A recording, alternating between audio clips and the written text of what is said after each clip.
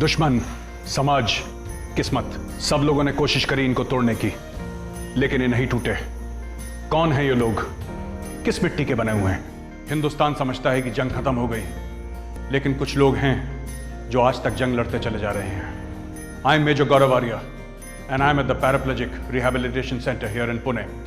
This is the home of the Unbreakables.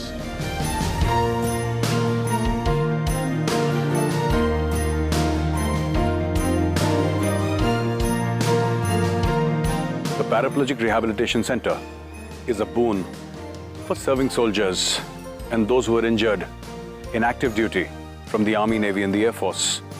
And this entire structure around which the PRC revolves is in control of one man. Today we are going to speak to Colonel Mukherjee, who's the medical director of the Paraplegic Rehabilitation Center, and he will tell us how it started, what is the concept of the PRC, and how does it help soldiers to literally and metaphorically stand again on their 2 feet. Welcome to Patriot, sir. Thanks, thank you very much. So we wanted to ask you about this PRC, and how did it start? How did the idea of PRC come into being? All these people who are in PRC, what sort of guys they are with us? So that is, we have to understand that first. So all these personnel from the defense services who are here with PRC, they all have sustained spinal cord injury, which has led to either paraplegia or to quadriplegia. Okay. And let me tell you what paraplegia and quadriplegia means is, see, in paraplegia you have got loss of power and sensation in both the lower limbs. And in quadriplegia, you have got loss of power and sensation in all 4 limbs. So all besides the 4 limbs... that, all 4 limbs are gone. And besides this in both, they have got loss of bladder, bowel and sexual control. So that is very important. And that is the reason, because of these disabilities, these people are prone to more complications and everything. So, like bed sores, maybe urinary tract infections, maybe respiratory tract infections. So that's why these people, they require extended rehabilitation, more care. So throughout their life. So that's why, that's the concept from where it starts basically. All right. Fine. So in armed forces, what happens, once they get injured, after the injury, we have got medical, facilities everywhere. But you save their life, you diagnose the cases, then they are treated in the hospitals. Whatever, improvements has taken place, we see whether these people will be able to continue in the armed forces or not. If they are able to continue in the armed forces, then they are kept in low medical category by giving certain sedentary jobs. Yes. And the remaining people, they are either invalidated out or boarded out. So taking you back to history a little bit, how did it start? That's what I'm going to tell you, how it started. Yes. So now, this is what happens. So now in the year 1971, when there was the Indo-Pak War, so that was the time when we had a lot of, these spinal cord injury patients. So when these guys, they reach the final stage, say after 2 years, in the year 73, when they reach the final stage, and then they were about to be invalidated or boarded out. So that was the time when it came to the mind, because these boys, they themselves said, now we are okay, fine, but we don't have good financial background, we don't have, family background, and we belong to all remote places. So that's why we don't have any facilities of hospitals and everything. So now where do we go? So that was the time when this thing came. Okay, we must have such an institution wherein these people, these national heroes, the war heroes, whatever people, they should not be thrown like that. So there should be a center wherein these people should be looked after. So there was an acceptance from the Army, Navy and Air Force. Exactly. That, they are still part of us, irrespective of the injuries. Exactly. And we are responsible for them, and we should take care of them forever. Exactly. But now, since they were all ex-servicemen, yes. So the Army said, okay, we cannot have an organization like that. So that's why this particular thing is working like an NGO.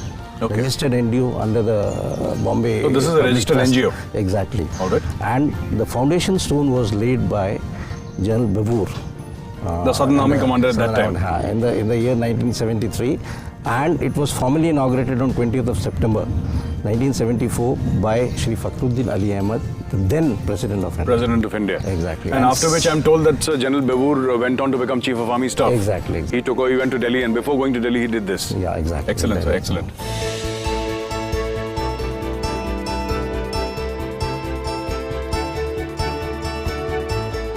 PRC is a gold mine. There is so much of talent here. Every turn that you take along these long corridors, you see somebody doing some fantastic stuff. Somebody's playing games, somebody's singing, somebody's playing the mouth organ, some instrument. somebody is making something, and we'll come to much more of that later. And somebody is painting. You know, PRC has its own Michelangelo. कैसे हैं आप दोस्त? बहुत बढ़िया sir. आपका नाम क्या है? मेरा नाम सर एक्स LSC मृदुल घोष है। अच्छा, मृदुल घोष सर। तो भाई आप एयरफोर्स के हैं? यस सर, मैं एयरफोर्स का हूँ सर। अच्छा, तो आप कब से हैं PRC में?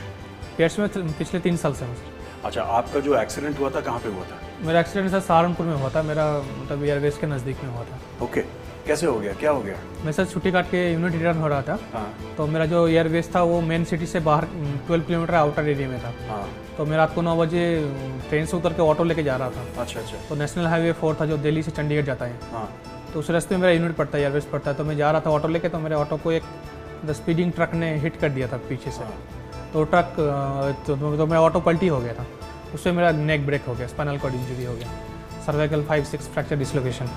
ओके, मैं दोस्त आपका ये देख रहा हूँ, आप पेंटिंग बना रहे हैं। यस सर, ये माउथ पेंटिंग है सर। ये माउथ पेंटिंग है, आप Yes, मुंह से अपने पेंट करते हैं? Yes sir. और एक पेंटिंग को बनाने में कितना टाइम लग जाता है? सर एक पेंटिंग साइज के ऊपर भी डिपेंड करता है, तो मिनिमम तो 3 to 4 डेज लगते ही हैं। एक पेंटिंग में लग जाते हैं ना 3 to 4 days? Yes sir.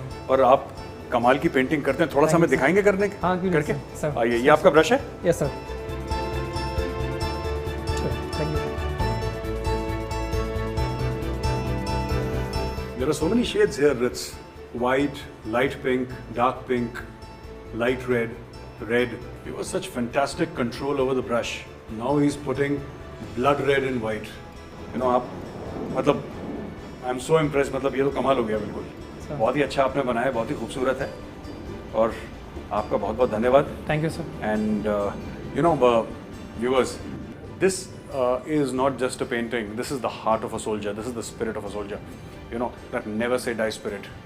They will do something or the other. Nobody's going to sit back and say that, okay, life has dealt me a bad hand.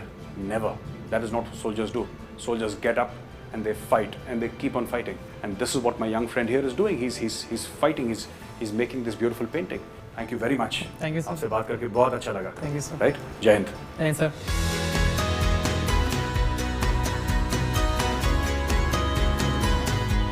You saw these brave hearts swimming, and you saw their spirit, the spirit which says, I will never ever give up. I'm going to speak to them and find out what is in their hearts, how they tick, and how they fight an uphill battle every day.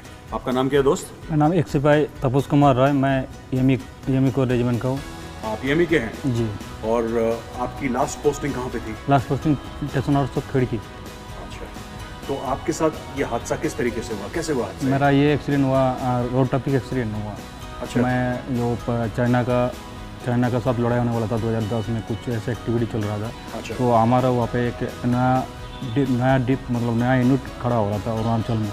हाँ, वो mobilisation हुआ था। Mobilisation हुआ था, हाँ, उसके लिए correct। हमारे यूनिट को टास्क मिला था जितने भी व्हीकल्स है वो कलेक्शन करके सारे यूनिट को बांटना है। तो व्हीकल कलेक्शन के लिए हम इलाहाबाद व्हीकल डिपो में आया था। तो व्हीकल कलेक्शन करके हम लेके आ रहा था। आते समय रास्ते में सिलीगुड़ी चबक रोड करके एक जगह है, वहाँ पे रोड ट्रैफिक एक्सीडेंट में मेरा ये हादसा हो गया। वो दिन 30 जून 2010 में। पहले सिलीगुड़ी बेस अस्पताल में वहाँ पे एडमिशन हुआ। वहाँ पे एक रात रखने के बाद मेरे को कलकत्ता कमांड अस्पताल में लेके आया। फिर कलकत्ता कमांड अस्पताल से वहाँ पे 3 महीना रखने के बाद मेरे को MH खिड़की में लेके आया रिहेबिलिटेशन के लिए। फिर MH खिड़की से आउट हुआ मैं 2013 में फिर मैं PRC में आया। स्विमिंग पूल है, फैसिलिटीज हैं, कोच है, सब कुछ है। और बिल्कुल फौजी तरीके से तरतीबवार ट्रेनिंग चलती रहती है। मतलब बाय डिसिप्लिन का मुताबिक चलता है सब कुछ। हाँ, हम प्रे करेंगे आपके लिए, प्रार्थना करेंगे आपके लिए कि अगली बार आप जाएं तो गोल्ड मेडल लेकर आएं, अपने लिए, अपने साथियों के लिए, अपनी रेजिमेंट के लिए और PRC के लिए। राइट? Thank you. आपका क्या नाम है दोस्त?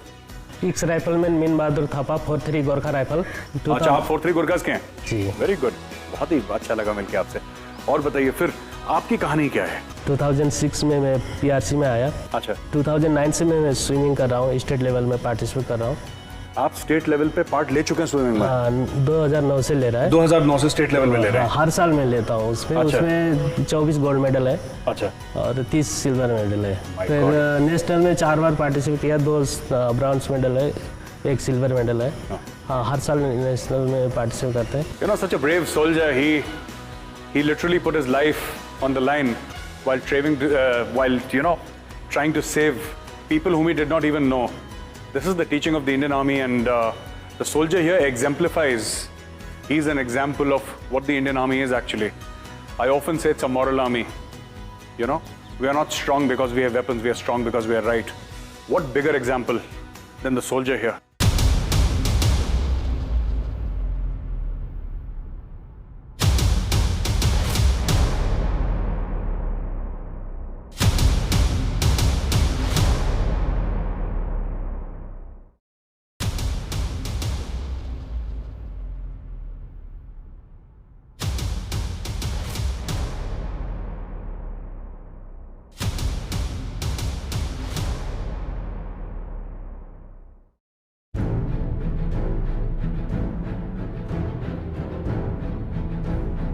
I'm standing in these corridors of the PRC, and at every turn of the corridor, there is a story, there is a legend.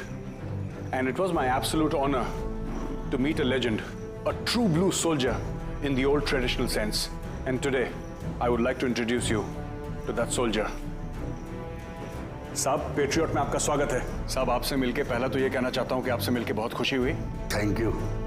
साहब, आप जरा बताइए अपने बारे में, हमारे दर्शक जानना चाहते हैं आपके बारे में, तो प्लीज आप बताइए। सर, जय हिंद। नाइट सूबेदार भोपाल सिंह चौधरी मेरा नाम है। भाई राजरेप से हूँ। 22 साल देश की सेवा की, 3 युद्ध लड़े, 40 साल हो गया व्हीलचेयर में बैठे, गर्दन से नीचे पूरा डेड है, लेकिन कलेजा 2.5 किलो का है। इंडियन आर्मी का जवान और राजस्थानी ऊंट कभी बुढ़ा नहीं होता। हम कल भी बूढ़े नहीं थे, आज भी नहीं है। जवान आए और जवानी जाएंगे। लड़ेंगे आज़ादी वतन के लिए जब तक जान तन में है। अरे जिएंगे तो आज़ाद होकर, वरना गुलाम जी कर भी क्या करेंगे। साहब, आप एक बात बताइए, आपने देखिए 62 की जंग लड़ी, आपने 65 की जंग लड़ी, आपने 71 की जंग लड़ी। आपके 62 की जो चाइना के साथ लड़ाई थी, उसकी कुछ यादें हैं आपकी? सर, ताज़ा एकदम, ऐसे दिल में हमेशा सोच के सोते हैं चाइना आज भी आ जाए, हम कच्चा चबा जाए। हमारे दिल में ये है कि होना चाहिए एक झटका, जिससे हमारा बदला तो निकाल लें हम। उस टाइम पर हमारा सप्लाई बिल्कुल पीछे से नहीं आता था, और कोई भी हथियार 303 राइफल थी, उनके पास ऑटोमेटिक थी, लेकिन हम 303 से भी मारने के लिए तैयार हैं। लेकिन रास्ता बर्फ, चारों तरफ से रास्ता मालूम नहीं था, बर्फ नहीं था, बर्फ का हालत खराब था। जवानों की हालत थोड़ी खराब होने की वजह से सप्लाई नहीं मिलता था राशन का। हमारा ब्रिगेडियर होशियार सिंह को, बहादुर योद्धा था, उसको हुक्म मिला था विड्रॉ करो। वो बोलो मैं मर जाऊंगा देश के लिए, भारत माँ के लिए, लेकिन मैं कभी विड्रॉ नहीं करूंगा। मैं भी ये चाहता हूँ, हमेशा दिल में सोता हूँ शाम को, मेरे को दर्द होता है कलेजे के अंदर कि चाइना आए तो आज भी मैं खाने के लिए तैयार हूँ। 65 की लड़ाई, 65 की लड़ाई, Sialkot sector.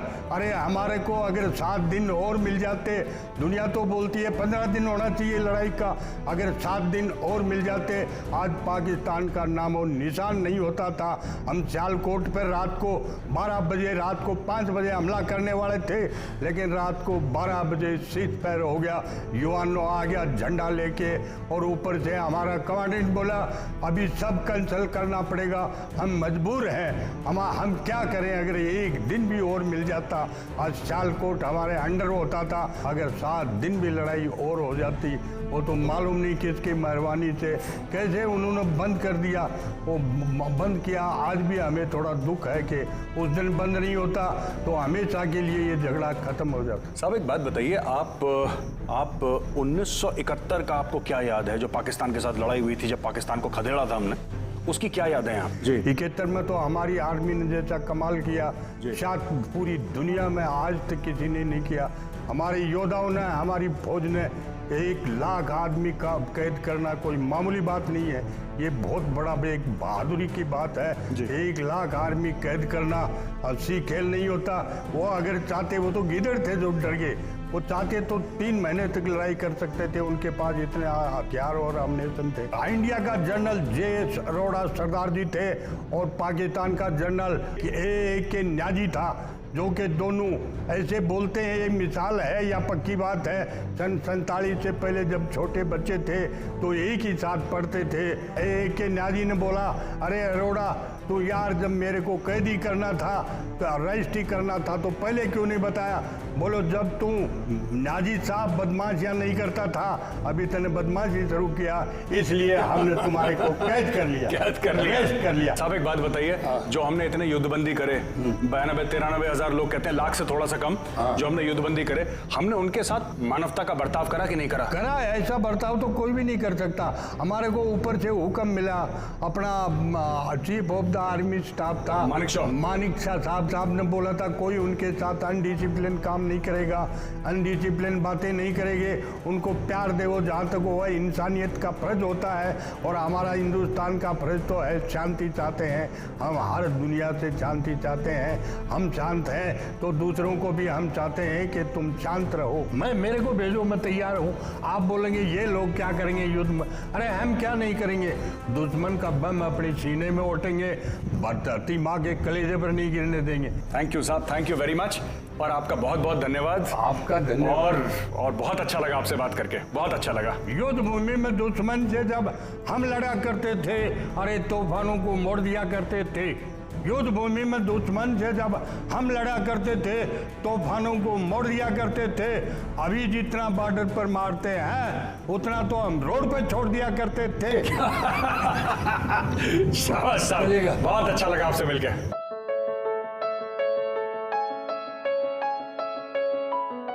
Over the past few days, I've been going around, I've been meeting people, you know. I've met paraplegics, I've met quadriplegics.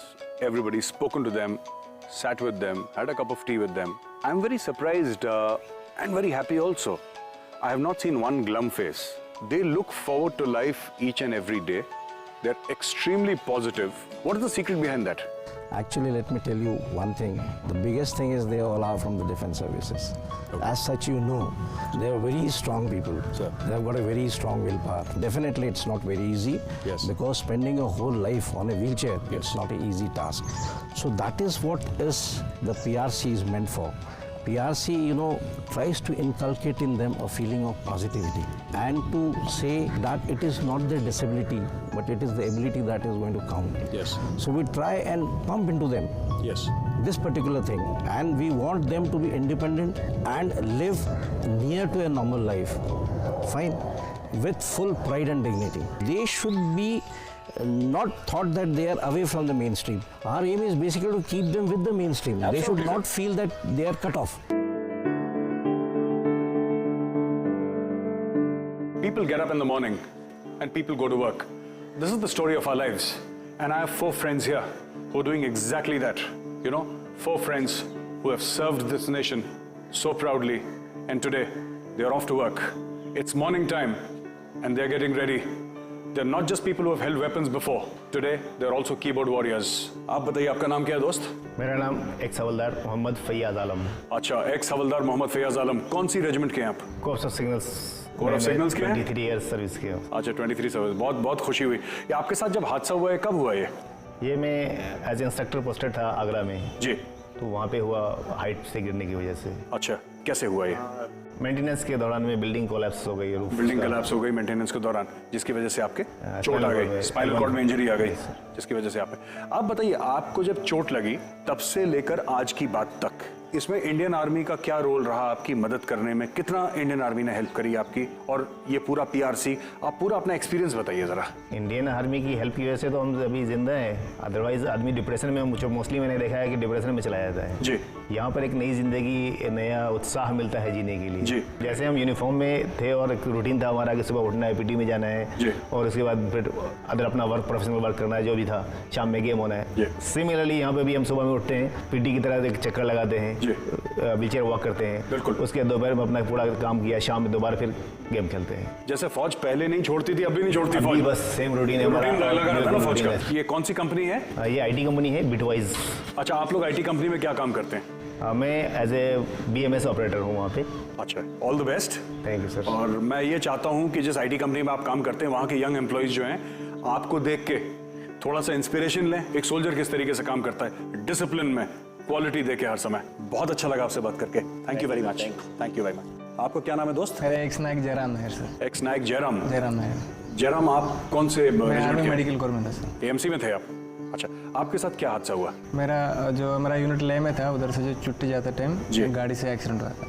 गाड़ी से एक्सीडेंट, ले से ले। नीचे उतरते वक्त। Thank you. बास्केटबॉलर हैं, बास्केटबॉल खेलते हैं, बहुत अच्छा। नेशनल लेवल पे खेला है आपने? हाँ सर। आपने इंडिया की जर्सी पहनी थी? Yes sir. अच्छा, अब आप बास्केटबॉल छोड़ के अब आप कीबोर्ड पे खेलने जा रहे हैं? Yes sir. इस कंपनी में आप क्या करते हैं? कंपनी में मैं फ्रंट ऑफिस में हूँ सर। फ्रंट ऑफिस संभालते हैं आप कंपनी का? हाँ जी। अच्छा, और तो लोग आते हैं आपसे मिलते हैं, आप लोगों से मिलते हैं, तो वहाँ के जो एम्प्लॉइज हैं, वहाँ के गेस्ट हैं, आपसे इंस्पिरेशन लेते हैं? पक्का सर। ये ऐसे होने के बाद इन लोग काम कर रहे थे, इनसे ज़्यादा हम ज़्यादा करेंगे करके हमसे प्रेरणा लेता हूँ। तो आप एक आइडियल बन गए सबके लिए। हाँ जी। ठीक है ना? वो कहावत है ना कि सोल्जर नेवर क्विट्स, वही बात है। आपको कैसा लग रहा है? आपको शुरू में जब आप गए वहाँ पे रिसेप्शन में, आपको काम सीखने में टाइम लगा होगा? हाँ, हमको काम सीखा है सर, क्या करना है। पहले मैं कंप्यूटर इधर किया था, कोर्स किया था। अच्छा। उसी बेस के ऊपर मेरा काम दिया, और उनका जो विजिटर्स वगैरह, उनका जो मेन पावर जो होता है, उनका व्हीकल का जो कुछ डाटा वगैरह कंप्यूटर में मैं फिट कर लेता हूँ। जैसे आप पहले ड्यूटी पे खड़े थे सर, आप आज भी ड्यूटी पे खड़े हैं? पहले भी फ्रंट में था, इन्फेंट्री में, अभी भी फ्रंट में, फ्रंट ऑफिस में हूँ। बहुत अच्छा लगा। फ्रंट पे? हाँ सर। इन्फेंट्री वाले फ्रंट से फ्रंट ऑफिस के फ्रंट पे, हर समय फ्रंट में sir. Very good, excellent, so nice to meet you. बहुत अच्छा लगा आपसे मिलकर। और आप दोस्त? मैं पैराट्रूपर अमोल बोरीवाले। अच्छा, मैं पैराशूट रेजिमेंट से हूँ। आप पैरा रेजिमेंट में? जी। अच्छा, कौन सी पैरा से? मैं 116 TA पैरा। अच्छा जी। तो आपने जंप्स करे होंगे? नहीं, जंप्स करने का चांस ही नहीं मिला। शुरू में ही जैसे 2006 में भर्ती हुआ था, और जनवरी में भर्ती हुआ, दिसंबर में माइंड ब्लास्ट में इंजरी हो गया। तो उसके बाद फिर दिल्ली में RR में लेके आए। उसके बाद रिहैबिलिटेशन के लिए MH खड़की के बाद में फिर जैसे 16-18 महीना मैंने ये किया रिहैबिलिटेशन, और उसके बाद PRC में आ गए 2008 में। यहाँ ये लोग रनिंग करते थे, वो सब मैं अपना देखता था कि कैसे पॉसिबल है इनको। ये जैसे नॉर्मल रहते हुए तो कोई भी दौड़ लेगा ना, व्हीलचेयर में रहते हुए जैसे वो रेस कर रहे थे मेरे सामने। अच्छा। तो फिर वो देखने के बाद मैं भी बोला कि मैं भी कर सकता हूँ। हाँ, ये टिपिकल फौजियों वाली बात है। हाँ, तो वो कर रहा है, मैं भी कर सकता हूँ, चलो पकड़ो। तो फिर भागो। शुरू कर दिया हमने। शुरू कर दिया। तो आप जिस कंपनी में काम करते हैं उसका नाम क्या है? Bitwise global. Bitwise global. और वहाँ पे आप बिटवाइस ग्लोबल में क्या काम करते हैं? मैं अकाउंट सेक्शन में हूँ, और वहाँ पर जो उनकी बिलिंग होती है, वो सारा फाइलिंग और उसको कंप्यूटर में एंट्री करने का काम मेरे पास है। अच्छा जी। तो आपके जो आसपास हैं, जो फाइनेंस वाले हैं, अकाउंट्स वाले हैं, जी, तो उनको क्या आपसे कोई प्रेरणा लेते हैं? वो लोग बस इतना ही बोलते हैं कि तुम्हें दिया हुआ काम तो तुम हफ्ते भर में खत्म करते हो, महीना भर तुम्हें क्या काम दे पता नहीं लगता। You know, this is the story. These are positive stories coming out of PRC at Pune. Such a huge honor for me personally. You know, while shooting for Patriot, I get to meet soldiers, but I've never felt this humbled before. And you know, we all might speak about our achievements, and these achievements which we speak about are nothing. I mean, these guys are solid soldiers. They will never quit.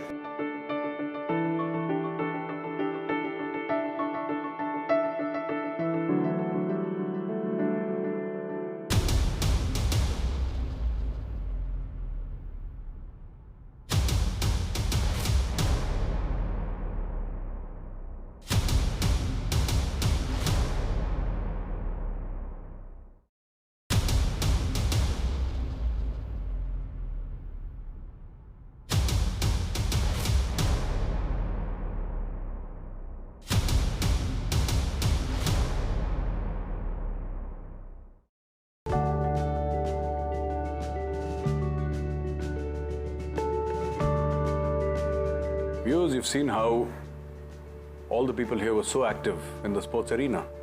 You know, basketball, swimming, badminton, and other games. They keep themselves fit. But there are some soldiers who are quadriplegics. Their arms and their feet don't work, and yet you see their zest for life. You see the josh that they have. Always smiling, always greeting you with a hearty laugh, a smile, and they keep themselves busy too. I'd like to introduce you to a special friend, and he'll speak to you and he'll tell you his story.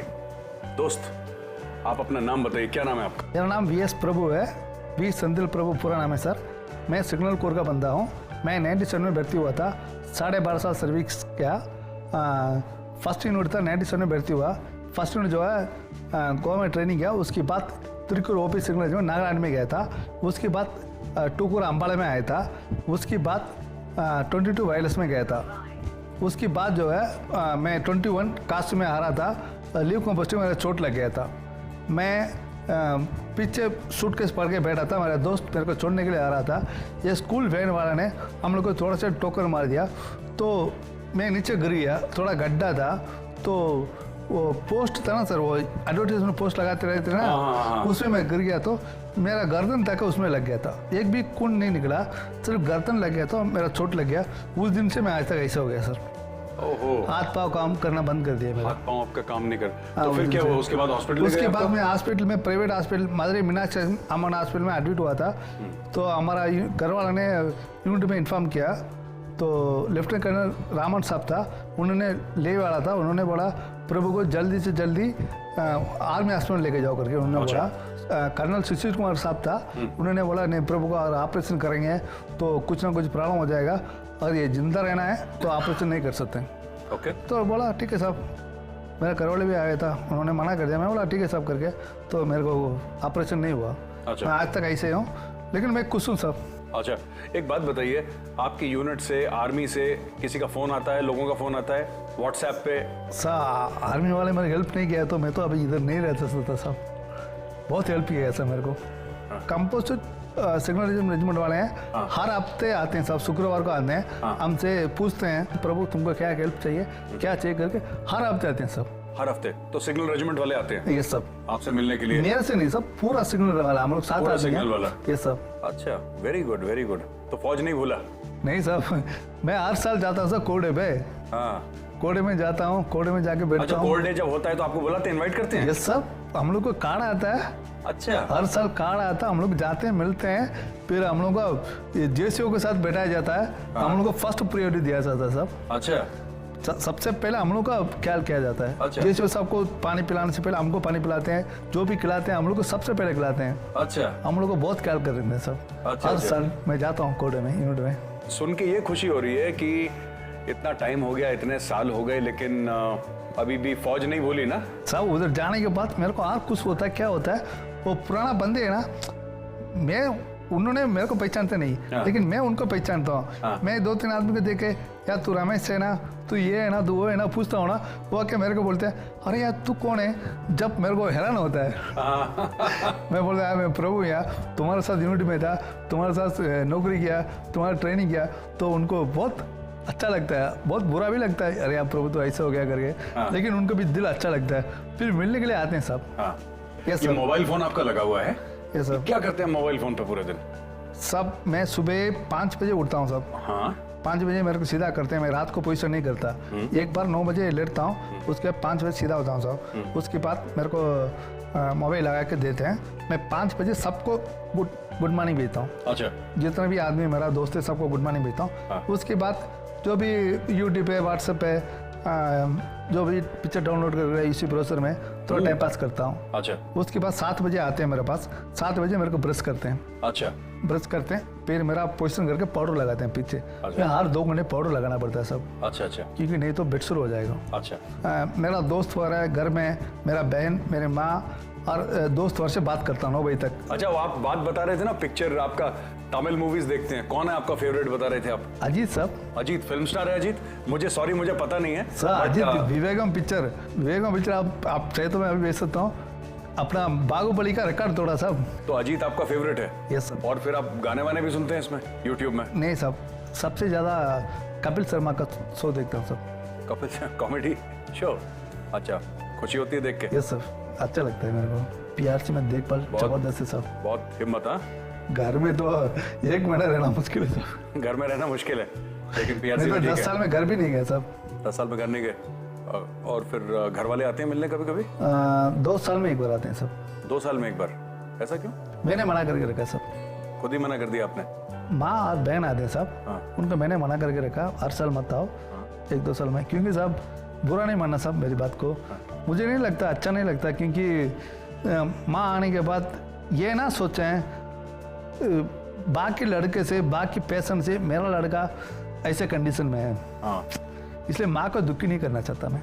Correct. इसलिए उनको 2 साल में बुलाता हूँ सब एक बार, अच्छा 2 साल में एक सिर्फ बार। 3 दिन के लिए बुलाता हूँ बस। और गुड मॉर्निंग हर सुबह होती है घर पे? वो तो 3 बार फोन होता है सब, 3 बार फोन होता है ना, सुबह से बढ़िया, लेकर एकदम दोपहर first रात class। को सब फोन होता है, दीदी को फोन होता है, अच्छा। फ्रेंड से फोन होता है, सब कुछ करता हूँ सब। आपसे बहुत अच्छा लगा दोस्त मिलके, और आपसे काफी मोटिवेशन मिला। अच्छा लगने you, से sir। ज्यादा आपसे मोटिवेशन मिला। थैंक यू सर, कि- थैंक यू सर। और यू नो हम दुआ करेंगे कि आप जैसे आप खुशियां बांटें, जैसे आप खुश रहते हैं ना, Yes, sir। आप खुशियां बांटें, आपको देख के और लोग यहाँ पे इंस्पिरेशन लें। आपसे मिलके बहुत अच्छा लगा दोस्त। Thank you sir, thank you very much, thank you very most much. Welcome sir.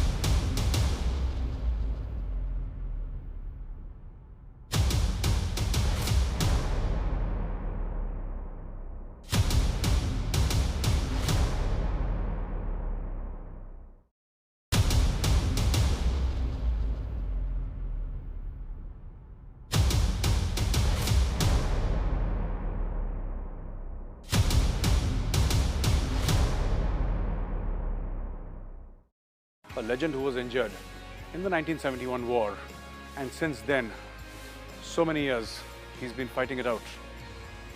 I'm about to meet him, matter of great pride and privilege, once again. Welcome to Patriot. मैं आपको बताता हूँ इनको कोच साहब क्यों बोलते हैं। ये आपने देखा भी होगा, बास्केटबॉल कोर्ट में यही थे। He is the national coach of the paraplegic basketball team, and he's also running a special workshop here. We welcome you to Patriot. आइए आपके साथ बात करते हैं। तो कोच साहब बताइए, ये 1971 के बाद आप यहाँ पर हैं? या 71 74 से मैं इधर ही हूँ। आप 1974 से यहाँ पे हैं? या अच्छा, ये जो वर्कशॉप है जिसमें हम अभी जाने वाले हैं, ये वर्कशॉप किस चीज़ की वर्कशॉप है? जरा इसके बारे में कुछ बताइए आप प्लीज। ये तो इलेक्ट्रॉनिक कनेक्टर्स अच्छा, मैन्युफैक्चरिंग कर रहा है ना। हाँ जी। ये एक बड़ा कंपनी है अम्फिनोल। ओके। अम्फिनोल कंपनी ने यहाँ हमारे जवान लोगों के लिए यहाँ काम करने के लिए, असेंबली करने के लिए कितना वेराइटीज ऑफ कनेक्टर्स, कोई हिसाब नहीं है। ऐसे कनेक्टर्स का पूरा का यहाँ मैन्युफैक्चर करने के लिए उन्होंने दिया। हमारा जवान लोग यहाँ काम करता है, इस काम के ऊपर किसी ने भी उंगली उठाने के लिए हम मौका नहीं दिया अभी तक। बिल्कुल। तो क्वालिटी के दौरान एक बात बताइए कोच साहब, मैंने सुना है कि जब से ये 1982 से शायद शुरू हुआ है वर्कशॉप? या ये वर्कशॉप शुरू होगा 1982 से। 82 से, और आज तक किसी भी कस्टमर ने क्वालिटी के ऊपर उंगली नहीं उठाई आज तक? ना, कोई पार्ट वापस नहीं आया? नहीं, कोई हमारा असेंबली के ऊपर अभी तक किसी ने भी उंगली उठाया नहीं, एक बार भी 1982 के बाद। You know viewers, we speak about Six Sigma, all the corporates, you know, that is supposed to be the gold standard for quality everywhere in the world. I would like all the coaches, the Six Sigma coaches, the green belts and the black belts. You know, it's a very simple facility. There is no high-fangled equipment. Almost everything is done by hand or by simple equipment here. Since 1982, I don't know how many million parts manufactured, and no customer has come back with even one single fault. No part has been returned as far as their work is concerned. This is unique and gives me a lot of pride because I am from this family. This is the family of soldiers. There is a workshop, and in this workshop, they don't just make components, they make magic. I'm first going to speak to my friend here. Good evening sir. Hello, good evening. कैसे हैं आप? ठीक है sir. आपका नाम? मेरा नाम श्यामल राजा है। अच्छा, आप कहाँ के रहने वाले हैं? मैं आंध्र प्रदेश का हूँ सर। आंध्र प्रदेश का। आपकी यूनिट कौन सी है?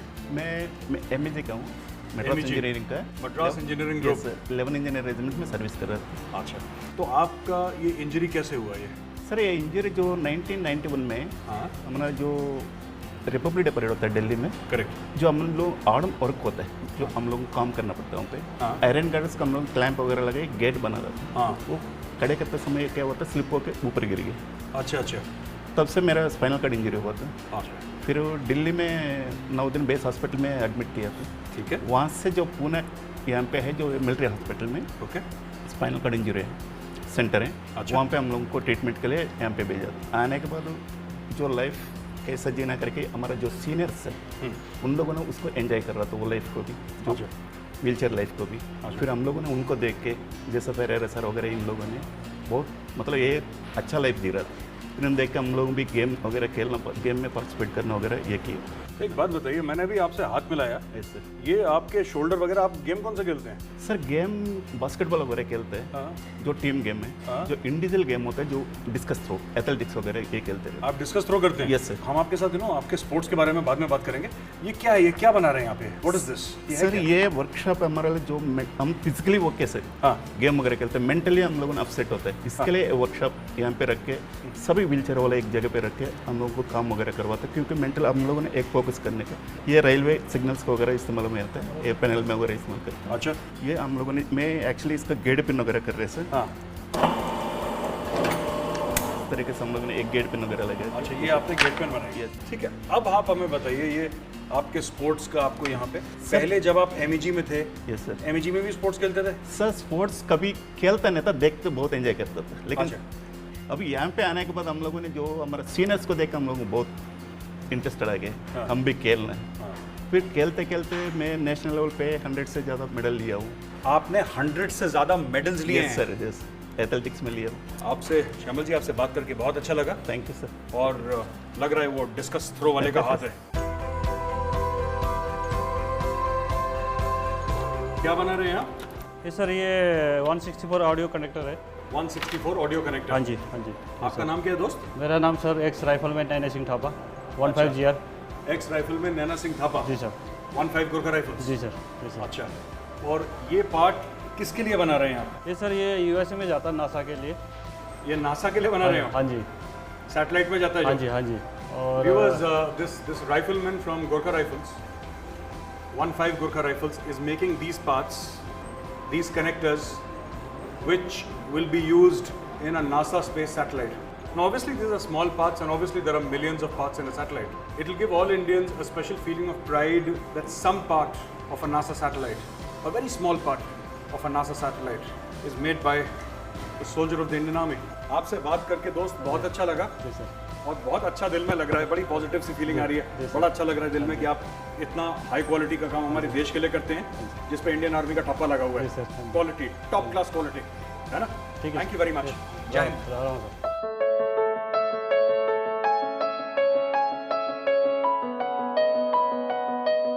There is a lot of precise manufacturing that goes on here inside these 3 rooms, these 3 small rooms.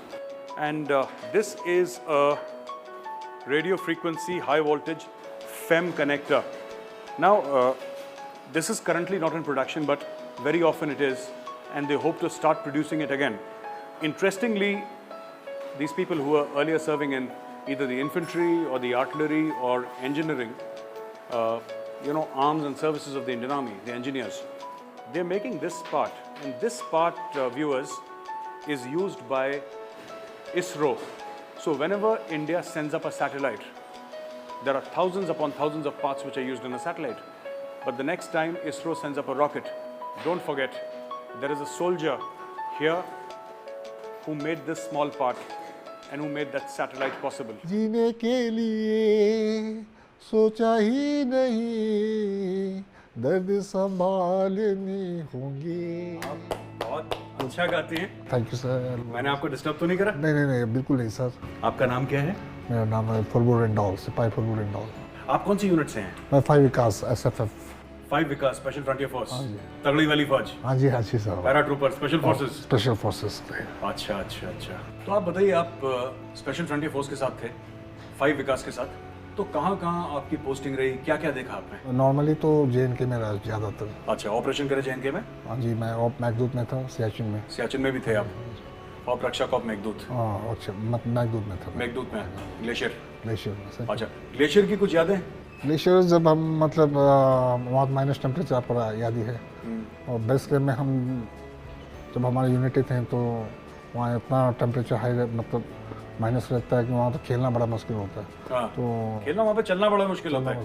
तो हम सब ये जो बड़े कॉफ्लेक्स फुटबॉल बूट्स तो मिलता नहीं, जो हमारे स्नो बूट से ही हम फुटबॉल खेलते थे।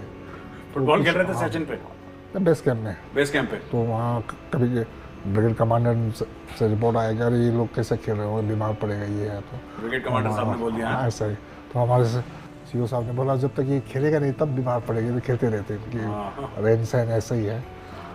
तो आप बताइए, आपको सियाचिन में चोट किस तरीके से लगी? चोट एक्चुअली सब एक 41 ईयर का एक हवलदार जी था, उन्हें हैपो हो गया था। हैपो हैपो हाई एल्टीट्यूड पल्मोनरी एडिमा हो गया। यस जी। उन्हें सांस लेने में काफ़ी दिक्कत हो रहे थे, तो उन्हें हमारे बेस कैंप से ऑर्डर आया कि जल्दी इन्हें मतलब विदिन हाफ आवर के अंदर उन्हें नीचे ले आइए, ताकि हेली से वो उन्हें बेस कैंप मतलब हॉस्पिटल पहुंचाया जाए। तो हम काफ़ी आगे फॉरवर्ड पोस्ट में था। अच्छा। तो मैं कम से कम दोपहर को हमने उनको विड्रॉल करना शुरू कर दिया। नो मूवमेंट था, धीरे धीरे लेके आ रहा था। तब क्रैबस के अंदर हम गया 90 मीटर्स क्रैबस के अंदर। क्रैबस के अंदर गए? यस, तीनों चले गए। जो पेशेंट था वो भी, मैं और मेरे साथ जो था। ओके। एक को तो कुछ नहीं हुआ, एक तो गुजर गया। जो पेशेंट था, जो हवलदार जी था जीआर का, वो तो गुजर गया। वो गुजर गया।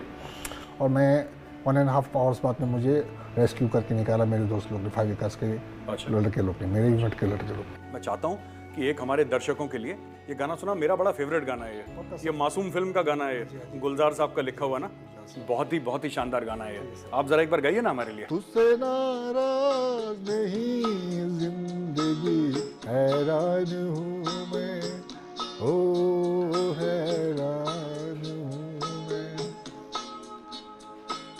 तेरे मासूम सवालों से परेशान हूँ मैं, ओ परेशान हूँ मैं।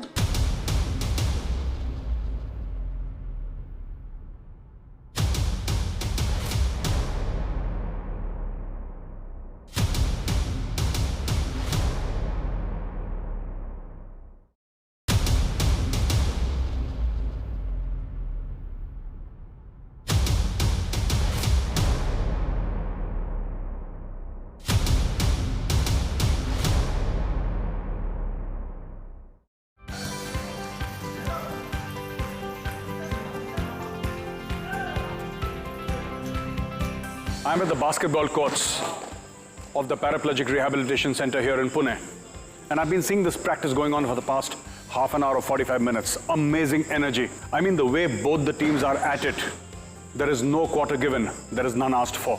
I'm honored to be joined here by Lance Naik Anthony Pereira, who is the Indian national coach of the Paralympic wheelchair basketball team. आपसे मिलके कोच साहब बड़ी खुशी हुई। धन्यवाद। और बहुत अच्छा लगा। आप एक बात बताइए, आप ये जो मैं देख रहा हूँ काफ़ी टाइम से जिस तरीके से बास्केटबॉल का गेम चल रहा है, ये इतना अग्रेशन है, मतलब कोई भी बॉल छोड़ने को राजी नहीं है यहाँ पे 1 मिनट के लिए। या ये तो कला है इनको, गेम का कला है। बास्केटबॉल इतना स्पीड गेम है। वो स्पीड, जब तक स्पीड नहीं है आपको गेम खेल नहीं पाएंगे। वो वेरी इंपॉर्टेंट है उनका स्किल। व्हीलचेयर पे स्पीड से जाना, टर्निंग करना, स्टॉप करना, ये सब इंपॉर्टेंट है। और जहाँ तक स्किल की बात है, स्किल में क्या आता है बास्केटबॉल की? Technical skills. आपका शूटिंग पूरा व्हीलचेयर में है। यस। व्हीलचेयर का बैलेंसिंग चले जाता है, तो बैलेंसिंग एंड कोर्ट का अंदाजा, ये दोनों में इनको मालूम पड़ गया तो बेस्ट शूटर बन जाएगा लोग। क्या नाम है आपका दोस्त? प्रेम कुमार आले। अच्छा। मैं वैसे तो बेसिकली नेपाल से हूँ। अच्छा। आप कौन से रेजिमेंट के? मैं आरबीसी से हूँ। अच्छा, आरबीसी से? जी। रिमाउंटेन वेटनरी कोर? Yes sir. अच्छा, घोड़े चलाते थे पहले, क्या करते थे? यस सर, मतलब नर्सिंग में था मैं। आप नर्सिंग में थे? जी सर। व्हीलचेयर में आने के बाद बास्केटबॉल खेला। अच्छा। और यहाँ आने का पीआरसी में आने के बाद कोच को देख के, सीनियर लोगों को देख के सीखा। शुरू में तकलीफ हुई, लेकिन काफ़ी सपोर्ट पीआरसी के जो जितने भी प्लेयर थे उन्होंने सपोर्ट किया मुझे। बिल्कुल। तो उसकी वजह से कदम पे कदम मैं बढ़ता गया। तो ट्रेनिंग टफ रहती है? Yes sir. फौज का रगड़ा खत्म नहीं होता कभी भी? ये कभी नहीं खत्म। कोई रियायत नहीं। फौज मतलब रगड़ा, अंदर और बाहर कहीं भी है ना? मतलब स्ट्रॉन्ग ऐसा होना चाहिए कि जरूरत पड़ने पर आपने अब अकेला ही। फौजी कभी नहीं टूटता, कुछ भी हो जाए। ठीक है। तो अभी आप कितने कॉम्पिटिशंस में आपने पार्ट लिया, ये बताइए। बास्केटबॉल में मैं अभी इंटरनेशनल लेवल में एक ही बार लिया। अच्छा। बाकी नेशनल में हमारी टीम 3 बार नेशनल जीत के आई है। 3 बार नेशनल आप जीत चुके हैं? जी सर। इंटरनेशनल के लिए कहाँ पर गए थे आप? बाली में। इंडोनेशिया बाली। इंडोनेशिया में गए थे, बाली में? Yes sir. और वहाँ पे बाली में आपने खेला? और हमारी टीम ब्रॉन्ज मेडल जीत के आई। ब्रॉन्ज मेडल जीत कर रही? Yes sir. आपका क्या नाम है दोस्त? X Naik Suresh Kumar Karki, 29 Gorkha rifle. आप 29 गोरखा राइफल्स के? अच्छा। आप एक बात बताइए दोस्त, आपको चोट कैसे लगी? मेरा ये जो यूनिट थी आसम में थी, ये काजूर गांव में। तो वहाँ से एक बंदा को गोली लग गया था। उसको लेके मैं गुवाहाटी बेस अस्पताल लेके जा रहा था और मैं उस टाइम सीनियर था वार्ड्स में। एम्बुलेंस में मैं को ड्राइवर प्रोटेक्शन था और उसको लेके जा रहे थे। तो रंगिया से बारिश की टाइम थी, तो रंगिया से 1 किलोमीटर पहले सिविल बस उधर से आ रही थी। तो हमारे जो सिविल बस और हमारे जो एम्बुलेंस आमने सामने से वही हो गया। तो ड्राइवर और nursing assistant on the spot expired हो गए। मैं नीचे गिर गया था, मेरा स्पाइन में चोट लगा और जिसको हाथ पे गोली लगा था उसको कुछ भी नहीं है। अच्छा, वो बच गया। जी 2006 से शुरू किया और सर लोग को देख के मेरी बैलेंस काफ़ी ऊपर थी। मेरी जो इंजर्ड लेवल है D67 है। तो पहले तो मैं इस व्हीलचेयर पे बैठना भी नहीं, बहुत मुश्किल था। फिर सर लोग ने मुझे काफ़ी गाइड किया, काफ़ी इंस्पायरेशन किया, काफ़ी मोटिवेशन किया। सर ने बहुत ही नहीं मतलब तुम कर सकते हो। फिर मेरे भी एक ये थी कि मैं भी एक दिन ज़रूर खेलूँगा। मेरे एम थी कि मैं इंडिया को रिप्रेजेंट करना है किसी भी हालत में। और फिर मैंने काफ़ी मेहनत की। बास्केटबॉल सर लोग ने काफ़ी सपोर्ट किया मुझे। फिर यहाँ पे आने के बाद और ज़्यादा सपोर्ट मिला और मैंने बास्केटबॉल कंटिन्यूस खेलना शुरू किया। और तो बास्केटबॉल से एक तो फिजिकल फिटनेस तो होता ही था और प्लस एक रूल से मतलब क्या बोलते हैं, एक रूटीन बनता था। फिर मेरी डिसिप्लिन इसमें और मतलब ये होती है और फिटनेस भी। तो काफ़ी मतलब हमने मतलब अच्छा काम मतलब करते हुए नेशनल लगातार 3 बार जीते हम लोग ने। अच्छा। सर के मतलब उस पर गाइडेंस में। और अभी हम लोग बाली जाके आए और ब्रॉन्ज मेडल लेके आए। बाली में ब्रॉन्ज लिया जी। पलटन से बात होती है? हाँ जी, मेरे सीओ साहब से, वहाँ के जो भी मेरे जो पुराने सीओ साहब थे हमेशा वो फ़ोन करते रहते हैं। काफ़ी मुझे हमेशा यहाँ पे भी मिलने आते रहते हैं। अच्छा। हर हफ्ते में 15 दिन में ब्रिगेडियर साहब, पलटन के सीओ साहब, उनसे मेरी बात होती रहती है। पलटन के जो भी फ्रेंड है उनके साथ भी मेरी बात होती रहती है। हमेशा मैं पलटन में टच में हूँ। जो पलटन के जोड़ीदार हैं वो भी करते होंगे फ़ोन? जी जी जी, है ना? जी हाँ, वो यूनिट कभी नहीं भूलती, बड़ी लंबी याददाश्त होती है फौज की। चलिए, बहुत अच्छा लगा आपसे मिलकर दोस्त। और इस बार जी सर कोच साहब बगल में बैठे हैं। जी सर। इस बार गोल्ड ना? जी, उसके लिए हम मेहनत कर